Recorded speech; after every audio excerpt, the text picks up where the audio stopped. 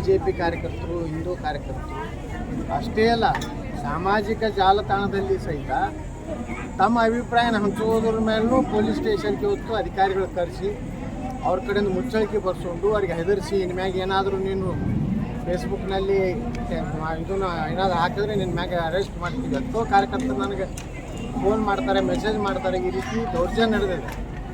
ಈ ದೌರ್ಜನ್ಯ ನಾವು ತಡ್ಕೋದಿಲ್ಲ.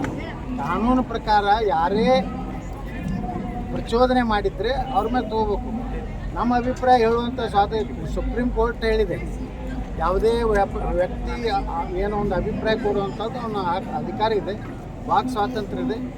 ಅದನ್ನು ಇವತ್ತು ಕರ್ನಾಟಕದಲ್ಲಿ ಒಂದು ರೀತಿ ಅಘೋಷಿತವಾದಂಥ ತುರ್ತು ಪರಿಸ್ಥಿತಿ ನಿರ್ಮಾಣ ಆಗುವಂಥ ರೀತಿಯಲ್ಲಿ BJP ಕಾರ್ಯಕರ್ತರು, ಹಿಂದೂ ಕಾರ್ಯಕರ್ತರ ಮೇಲೆ ಸತತವಾಗಿ ದಾಳಿ ಆಗ್ತಾಯಿದೆ. ಇದೇ ರೀತಿ ಮುಂದುವರೆದರೆ ಈ ರಾಜ್ಯದಲ್ಲಿ ಅರಾಜಕತೆ ಆಗ್ತದೆ. ಅದಕ್ಕೆ ನಾನು ಸರ್ಕಾರಕ್ಕೆ ಎಚ್ಚರಿಕೆ ಕೊಡ್ಲಿಕ್ಕೆ ಬಯಸ್ತಾ ಇದ್ದೀನಿ.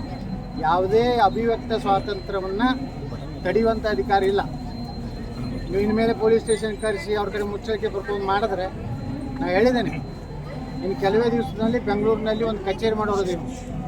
ಎಲ್ಲೆಲ್ಲಿ ನಮ್ಮ ಕಾರ್ಯಕರ್ತರ ಮೇಲೆ, ಹಿಂದೂ ಕಾರ್ಯಕರ್ತರ ಮೇಲೆ ಅವ್ರಿಗೆಲ್ಲ ಕಾನೂನಿನ ಸಲಹೆಯೆಲ್ಲ, ಕಾನೂನಿನ ಎಲ್ಲ ಜಿಲ್ಲೆಯಲ್ಲಿ ಒಂದು ವಕೀಲರದೇ ಒಂದು ನಾವು ಟೀಮ್ ಮಾಡ್ತೀವಿ.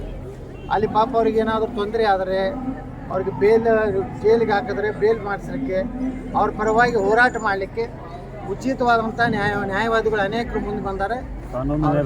ಕಾನೂನು ನೆರವು ಕೊಡುವಂಥದ್ದನ್ನು ನಾವು ಇನ್ನೊಂದು 2 ತಿಂಗಳಲ್ಲಿ ಬೆಂಗಳೂರಿನಲ್ಲಿ ನಾವು ಮಾಡಿ ಅದಕ್ಕೆ ಎಲ್ಲನೂ ಅದಕ್ಕೊಂದು ಇದು ಮಾಡ್ತೀವಿ ಅಂತ ಫೋನ್ ಇದು ಮಾಡಲಿಕ್ಕೆ ಅದು ಉಚಿತವಾದಂಥ ಒಂದು ಕಾಲಿಂಗ್ ಇದನ್ನು ಮಾಡ್ತೀವಿ.